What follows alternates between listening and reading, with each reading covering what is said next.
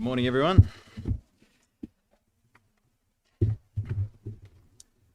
What a wonderful day it is. It's great to have everyone here today, and especially good because we're having our start of year lunch just a month into the new year, but it's still essentially the start of the year. So today we're having our start of year lunch, and it's a really beautiful day to have that. If you can stay back after our Bible study today and join us for some lunch, we'd love to have you.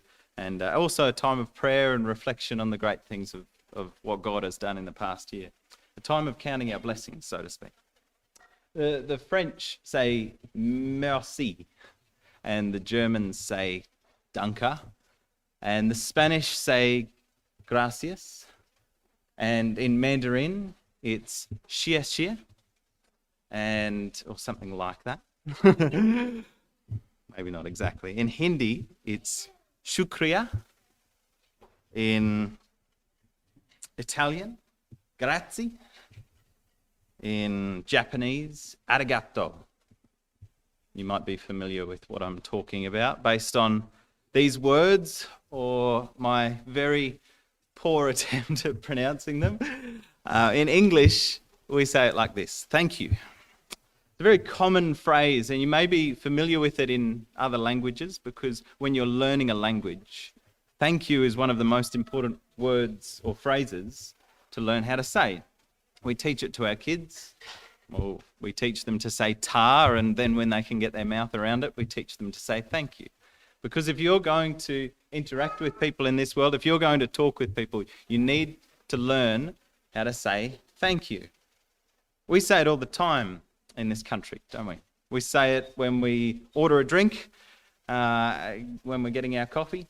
We say it when we walk past someone in the supermarket and they move their trolley a little bit to the left so you can get past. We say thank you. Sometimes we say it when we don't even mean it. At the end of phone calls, sometimes you say thank you at the end. Thank you, see you later. Even though they haven't done anything that you need to thank them about. Sometimes at the end of an email or a message, you might write thanks. I think we would fill our days with the phrase thank you. It's very interesting to note Western cultures tend to use the word thank you more than Eastern cultures, but it doesn't necessarily reflect that Western cultures are more grateful than Eastern cultures. It's just that Western cultures tend to say thank you very much, even though a lot of the time that thank you is quite meaningless, even though sometimes those words just spill out of our mouth without us actually meaning it. I'm sure you've done this before. You've gone through your day saying thank you to the person who gave you your coffee. You said thank you to the person you passed in the supermarket. You've said thank you on all the emails that you've sent and all the phone calls that you made. And yet you've lived with ingratitude and bitterness through that day, using the word thank you but not really meaning it in your heart. The Bible has a lot to say about gratitude and thanksgiving. In Paul's letters, he uses the phrase thanks, or he talks about this idea of thanksgiving and gratitude over 50 times. That's more than almost any other topic that he talks about. One New Testament scholar, Paul Schubert, he noted that if you go back and look at any writer in the ancient Greek world, there is no writer that talks about thanksgiving more than Paul. Not in other biblical literature, not in any other literature. Nobody talks about thanksgiving as much as Paul does. So this year, as we're studying discipleship, as we're studying this idea of following Jesus, we're going down this list and we're going to be studying these different topics of areas in which we're studying Jesus. And for the next couple of weeks, we're going to be focusing in on gratitude and on joy. We're going to start today on gratitude. Our lesson today is called Give Thanks Always and for Everything. Let's go to Ephesians chapter 5. Have a look at where this phrase comes from. Ephesians chapter 5. So following Jesus means becoming more like him. It means studying Jesus so that we can know who he is, so that we can know how to become more like him, more like God. Ephesians chapter 5, verses 1 and 2 says this. It's a call to discipleship. It says, therefore be imitators of God as beloved children, and walk in love as Christ loved us and gave himself up for us, a fragrant offering and sacrifice to God. So that's our call, isn't it? To become like God, to love like Christ loved, to walk like Christ walked, to think like Christ thought. And Ephesians chapter 5 is then an explanation of what that means. Ephesians chapter 5 goes into many areas in what it looks like to follow and to imitate Christ. And if you look at the first thing that he brings up there in verses 3 and 4, have a look at this in verse 3 and 4. But sexual immorality and all impurity or covetousness must not even be named among you, as is proper among saints. Let there be no filthiness, nor foolish talk, nor crude joking, which are out of place, but instead let there be thanksgiving. The disciples of Jesus are called, first of all, to remove bad language from their lives, from their mouths. And that's hard to do in our culture, in a culture that's more and more saturated with bad language. We see it when we go to school. We hear it when we turn on the TV. We hear it on the radio. We hear it in the songs that we listen to, in the movies that we watch.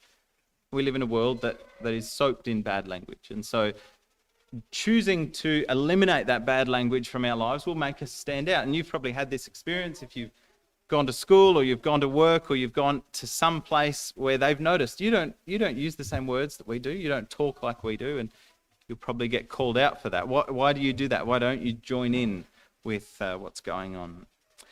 So sometimes when people become Christians, they think that what they need to do is to get rid of bad language. But that's not what Paul says, is it? It's not to get rid of bad language, it's to replace bad language. And if we only get rid of the bad language and replace it with nothing, we haven't actually done what Paul's asked. Instead, what he asks us to do is to replace that bad language with thanksgiving.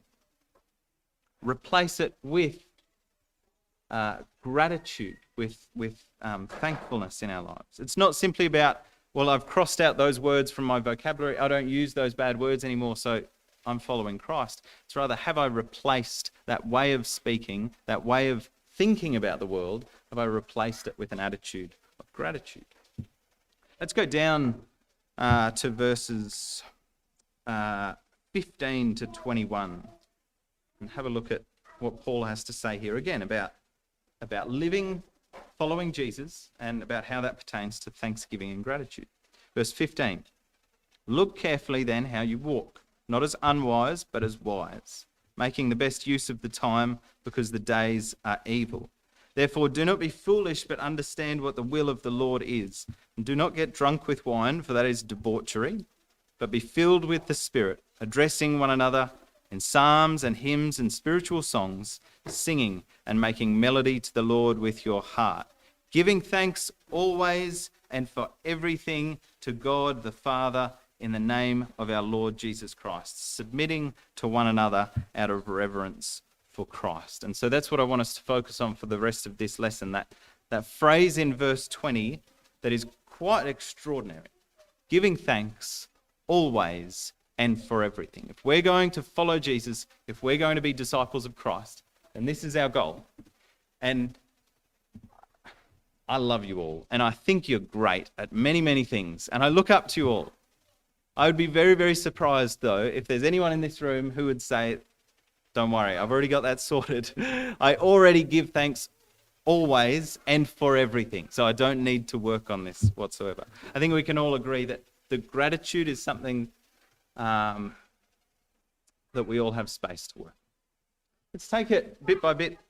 We're going to look at these words, these phrases, one at a time. So let's start with giving. The first thing that we need to understand about gratitude is that it is something that we give. The world sees gratitude as something that you feel. You know, if life has gone well for you, if things have gone your way, if life has worked out pretty well and you've gotten the things that you want, then it's a feeling that you get. And some people have the feeling because of their circumstances, and some people don't have the feeling. The Bible, however, presents gratitude not as something that comes to you, but as something that you give, as a gift that you give. Let's go to Psalm 107. Psalm 107.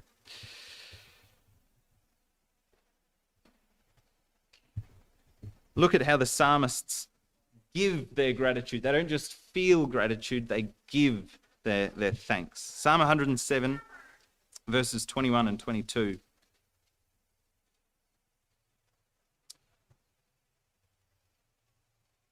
Psalm 107, verse 21 and 22. Let them thank the Lord for his steadfast love, for his wondrous works to the children of man, and let them offer sacrifices of thanksgiving and tell of his deeds in songs of joy. So this is a call to offer.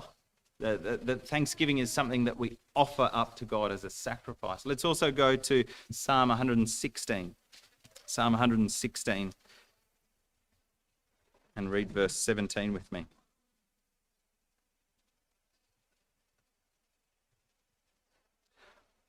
I will offer to you the sacrifice of thanksgiving and call on the name of the Lord. So again, thanksgiving here is referred to as a sacrifice. Now, in the Old Testament, there actually was a sacrifice for thanksgiving. You would go up to the temple, you would mix some flour and some oil together, make it into a cake or a wafer. You would take it up to the temple and you would offer it there. That would be your thanksgiving offering. This highlights the fact that, again, thanksgiving is not just something that you feel in your heart, it's something that you show in your actions. It's something that you give as a gift to those who you are thankful for. Of course, we're living in the New Testament age where we no longer offer the sacrifices that Leviticus commands. But what sacrifices do we offer? Let's go to Hebrews chapter 13. Hebrews 13.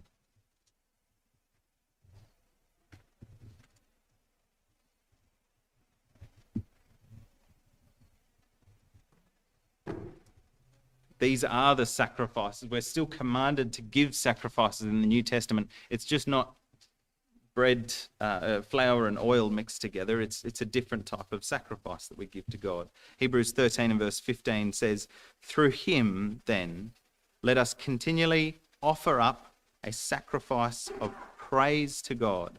That is the fruit of lips that acknowledge his name or give thanks to his name, the New King James says, or praise his name, the New American Standard says.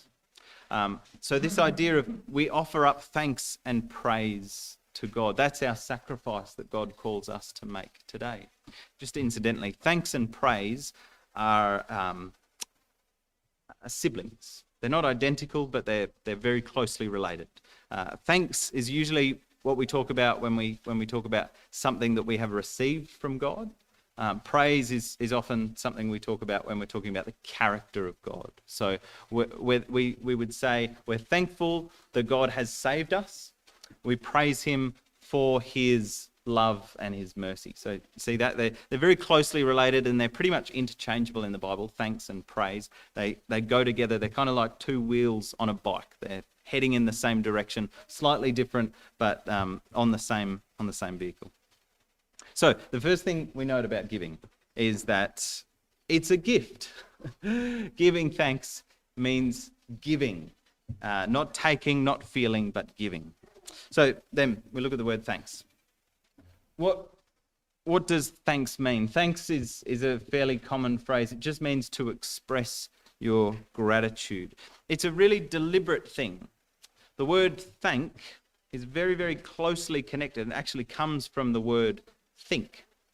You can see how those two are connected. When we think, it leads us to thanks. When we stop thinking, then we stop thanking.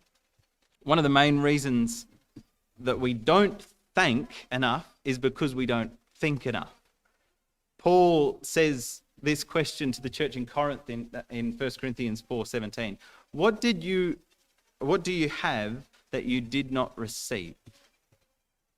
Name something that you've got in your life that you weren't given as a gift. Name something that you have that wasn't given to you as a gift from God. And Paul would also say to the Athenian philosophers, do you remember when he's presenting God to them? He says, God who has given to mankind life and breath and everything. I don't know why he didn't just say everything at the start. I don't know why. It's almost like he started listing things and went life, breath, homes, family. I'll just skip to everything. God gave us everything. When we think about what God has given us, when we are mindful of it, when we don't take it for granted, then that leads us to thankfulness. Look at what David did in 1 Chronicles. Look at how he thinks and therefore he thanks. 1 Chronicles chapter 29. This is when they've collected material for the temple, for the building of the temple. And instead of feeling like he should be thanked, instead he thinks about it and he realizes God should be thanked. Even with all the donations, even with all the collections that they've made, even though they've given a lot to God, he still recognizes when he thinks about it that God deserves the thanks. 1 Chronicles 29 verses 11 to 13. David says this, "Yours, O Lord, is the greatness and the power and the glory and the victory and the majesty, for all that is in the heavens and in the earth is yours. Yours is the kingdom, O Lord, and you are exalted as head above all. Both riches and honor come from you, and you rule over all. In your hand are power and might, and in your hand it is to make great and to give strength to all. And now we thank you, O God, and praise your glorious name." And look at his reflection in the following verse, in verse 14, where he says, "But who am I, and what is my people, that we should be able thus to offer willingly? For all things come from you, and of your own we have given you." David was grateful because he thought about it. David was grateful because he was paying attention to all of the good things that came along in his life. And much of the reason why we lack gratitude is simply thoughtlessness. Much of the reason why we forget to give thanks is because we're not mindful of the great gifts that come from God. Every single breath that comes in and out of our body, every single cell in our body that keeps on working and replicating and fighting off diseases and keeping us walking and talking and thinking. How easy is it to take these things for granted? How easy is it to not think and not thank? And so when we think about the world and when we think about God, it leads us naturally to thanksgiving. G.K. Chesterton wrote, the worst moment for an atheist is when he feels really thankful and he has no one to thank.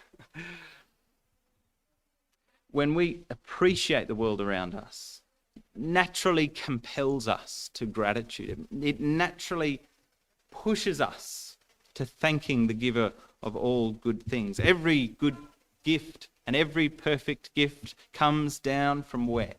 From above. From the Father of lights, with whom there's no variation and shadow of change. Turn to Psalm 92 with me. I really love the way that this psalm puts it.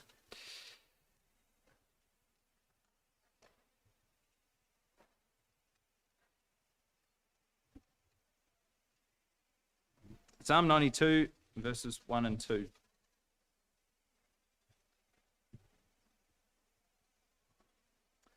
The psalmist here says, "It is good to give thanks to the Lord, to sing praises to your name, O Most High, to declare your steadfast love in the morning and your faithfulness by night." It's good. Not just I command you to do it, not just you need to do it, but it's good. It's a good thing. The world is right when we are grateful for the gifts that we've been given.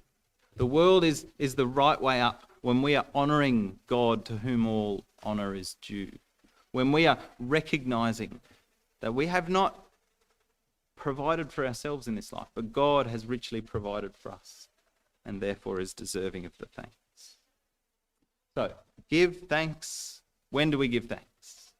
Always and for everything. Yeah. This is a hard one, isn't it? And this is where the non-Christian starts to disagree and says, I'm not sure that that's right. And maybe we even feel like, I'm not sure if Paul got that one right there. We expect him to say something like, give thanks a lot of the time. Or give thanks most of the time. Or give thanks more often than you give criticism and complaining and whinging. Or maybe we expect him to say, give thanks some of the time in spite of a lot of things. But he says, give thanks always and for everything. What do you mean, Paul, for everything? Surely Paul can't be serious here. You look at the other translations trying to find some alternative. Surely he can't mean always and for all things. But every translation says the same thing. New King James says giving thanks always for all things. New American Standard, always giving thanks for all things. NIV, always giving thanks to God the Father for everything. You can check as many translations as you want. They all say the same thing. It's important to note that Paul is not writing here from a palace. Paul is not writing sitting in his spa bath, sipping on his cappuccino, looking over the Mediterranean and enjoying life and saying, give thanks for everything. Where's Paul when he writes Ephesians? He's sitting in a jail cell, isn't he? Give thanks always and for all things, even the jail cell. Paul says a similar thing to the Thessalonians. He says in 1 Thessalonians 5:18, give thanks in all circumstances. Or other translations will say, in everything, give thanks.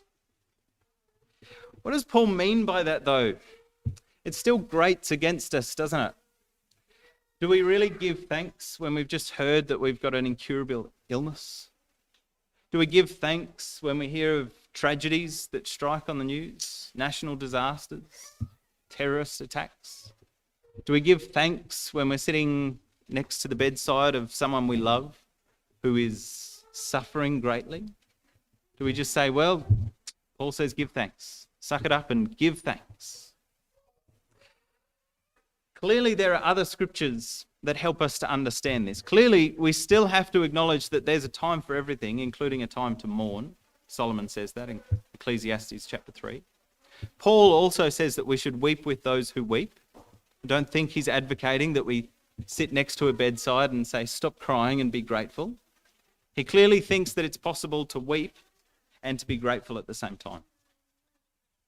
How do we do that? When Jesus arrived in John chapter 11 at the tomb of his friend Lazarus, what did he do? He wept.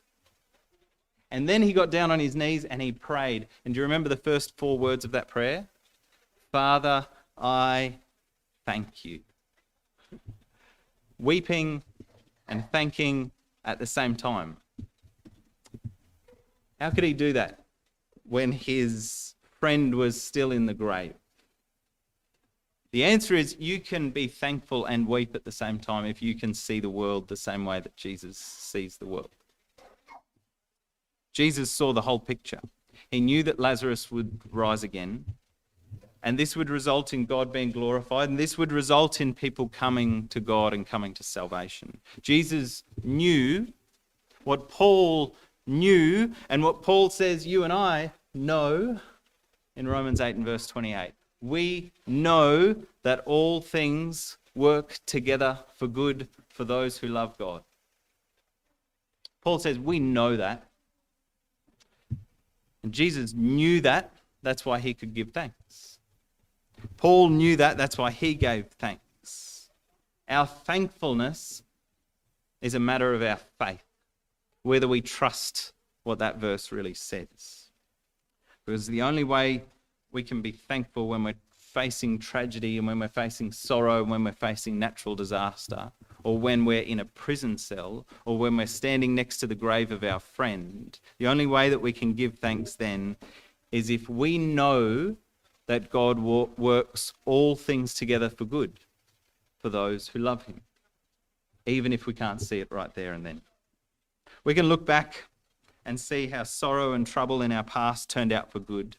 And we can, in faith, look forward or look at the circumstances around us and trust that God will work all things together for good for those who love him. God doesn't ask us to understand how it works, but he does ask us to trust him. And that trust leads to thankfulness. Thankfulness knowing that God is always good and God is always there. And knowing that those two things are true means that even in the worst of circumstances, I can still say with all confidence, I know that God works all things together for good for those who love him. And so I can give thanks to tragedy. I can give thanks in the face of sorrow and heartache, in the face of things that I don't yet understand, but that I am assured one day I will. One day these things will make sense. Farther along, we'll know all about it. Farther along, we'll understand why. Psalm 112. Turn to Psalm 112 with me. Look at the picture, the portrait of a righteous man in Psalm 112.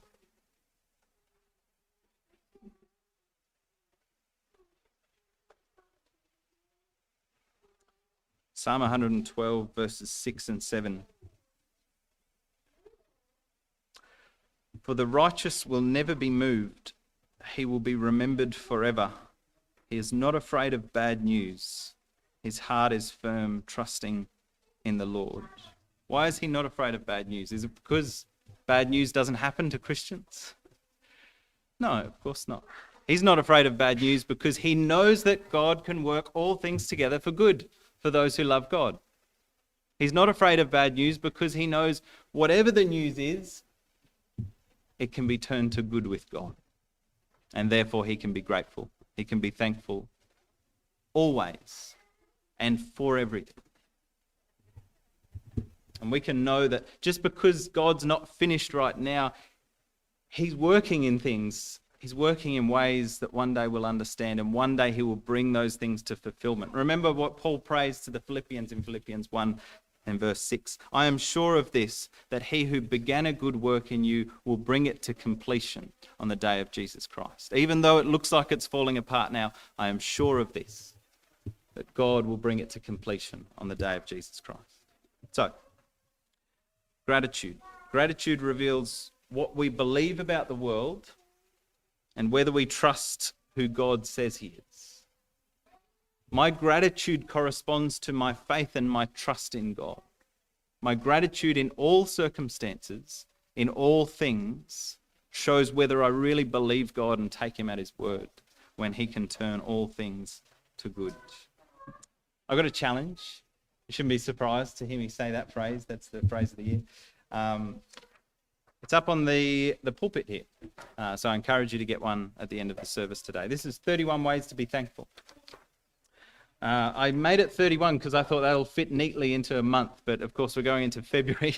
And so you just have extra things that you have to do next month. These are just prompts to help us remember the importance of gratitude in our life. Some of them are being thankful for other people. Some of them thankful to God. Things like this. Number one, say aloud, I don't want to take something or someone for granted, then act upon it. Or number 9, identify one of your pet peeves, then identify something good that God produces through it. Thank God for the fruit in your life that comes from it. Or this one, take a lined sheet of paper, write the letters of the alphabet vertically down the left margin, then list things that begin with each letter of the alphabet and thank God for each of them. This is a good one for kids. Or this one, go through old photos and thank God for specific people, events and places. Remembering that thanking begins with thinking. And so I encourage you to pursue that in the next 31 days. And I'll finish just with these questions. Am I growing in gratitude or am I growing in grumbling? What steps am I taking to reach a point where I am giving thanks always and for everything? Do others around me see the gratitude and thankfulness overflowing in my life? How can I trust more and more that God really will work all things for good for those who love him? Ultimately, and I've saved the best one for last, the best reason you can have for knowing that God works all things together for good is the cross. When we look at the cross, we see the most tragic day in all of history, but a day that God turned for good for those who love him. When he showed us just how willing he is to give, he gave us his son. How can we not be thankful for a God who gives us his son and so much more? Paul says this in Romans 8 and verse 32. He who did not spare his own son, but gave him up for us all, how will he not give us all things? If you look at the cross and see God there giving us his son, how can we not be grateful? How can we not be thankful? And how can we not trust that God will work all things for good and he will graciously give us all things?